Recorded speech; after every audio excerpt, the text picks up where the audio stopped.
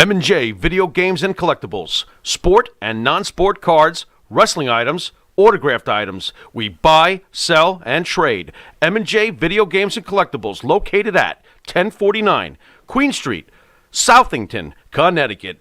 Call us at 1-860-479-9223 or 860-93-GAMES. M&J Video Games and Collectibles. Conduct your life in a certain way, you attract other people of the same ilk. And I know that you've gotten a number of gigs because of your reputation and because people like you. So the British Bulldogs recommended you for Stampede. Bruno spoke on your behalf with Herb Abrams for UWF. Talk about your time in UWF, some of the folks you worked with. Well, Georgianne Macropolis, she had a thing called Chatterbox. She had her own little newsletter and stuff. And she was very good friends with Bruno. And Bruno, yeah, knew me. Yes. When I wrestled with the WWF, and I met him and David, at a different signings like John Arizzi convention and stuff, and Bruno stuff were there, and Herb came to the convention, and that's where I met Herb Abrams at John Arizzi's convention. And he wanted me to, come on board with the UWF, but I had some prior commitments back when I first started out in California, and I couldn't really start out there. So I said, when you come to the East Coast, I said, I'll be available at a certain date, because I think I went on a couple of overseas tours, and then I came back. I think I went to Pakistan, or I was somewhere with SD Jones and Mr. Haiti. We went on a 3-week tour to Pakistan with Alpha the Samoan and stuff, and Jose Luis Rivera. So we went there, and then I had another gig. I think it was right after that. I don't know if it was with Rob Russin or Bob Raskin when I was the IWA. I had a bunch of shows booked. I guess I was contracted for those dates, and I couldn't work with Herb until I was done with the IWA.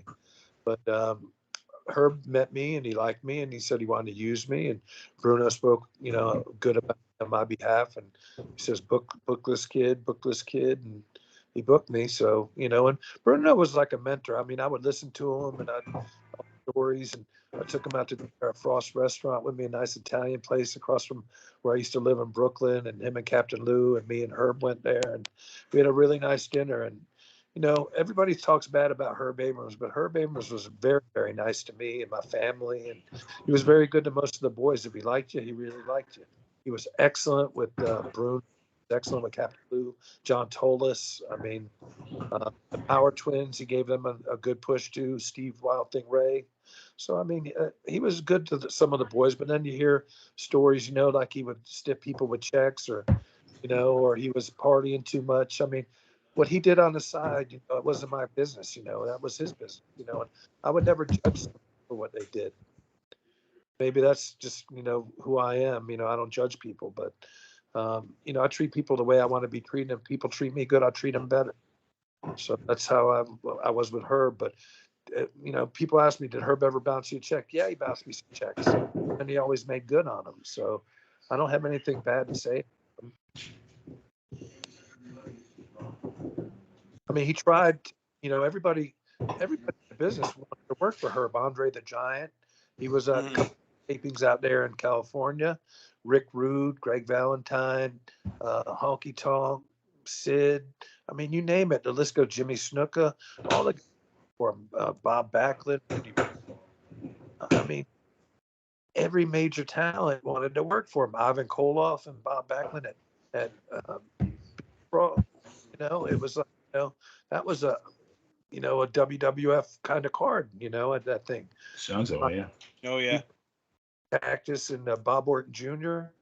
I mean, he had endless supply of talent, but he just didn't have an endless supply of money, and he didn't have the right people around him behind the scenes to help, bring the promotion to the next level.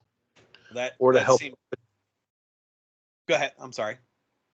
Well, he didn't have, like the people behind him, like with the television, with the marketing end of it. He had the booking and the talent, but he just didn't have that, the extra stuff, like the marketing. Back then, there wasn't a lot of social media and stuff. So he would have had some of that stuff, or somebody that could have booked the towns and put people in the seat. That's what he was missing. That seemed to be the Dark Side of the Ring episode that they did on him. That seemed to be the general consensus, is if he had had a social media platform or dedicated, like you said, dedicated booking staff that knew how to set up the venues, he would have been a lot more successful. I mean, he had, look, he went out and he got the MGM Grand and he got them to sponsor the show out there, Blackjack Brawl. I mean, what kind of guy could go in there just with a, meeting with somebody and not put up any money? I mean, that's the type of person Herb Abrams was. He would fall into a pile of shit and come out wearing new boots. That was like, I mean, he was very well liked, and he was a joker. And believe it or not, he did a lot for charity too. I mean, Christmas time, I used to run a promotion. We used to help out. I was vice president of a Long Island Children's Foundation. We used to, go get gifts for handicapped children and bring them to less fortunate children and stuff like that. And Herb was right there. He would be at all the shows. He would hand out gifts. He would help. He would give UWF shirts out, UWF hats. He spent his own money buying toys for kids. And a lot of people never saw that, but I saw that firsthand. So I respected the man. I mean, what he did on his own time. Did he like cocaine? Did he like hookers? Yeah. But, he wasn't married when he was doing all that. And I'm not his boss. I wasn't his father. I was just a friend. I wouldn't condone what he was doing. I'm a family man. But, if that's what made him happy, so be it, Yeah. I brought him up earlier, and I hate to keep beating him up. We had some, we talked about the wrestlers coming and going, and obviously you had a lot to say as far as money and time. One of the things that comes up a lot, and it ties to money, and we touched on it earlier, is that a lot of wrestlers, for one reason or another, they always seem to want to keep stepping back into the ring past their prime. And it's kind of been beaten to death. We talked about it a lot on the show. I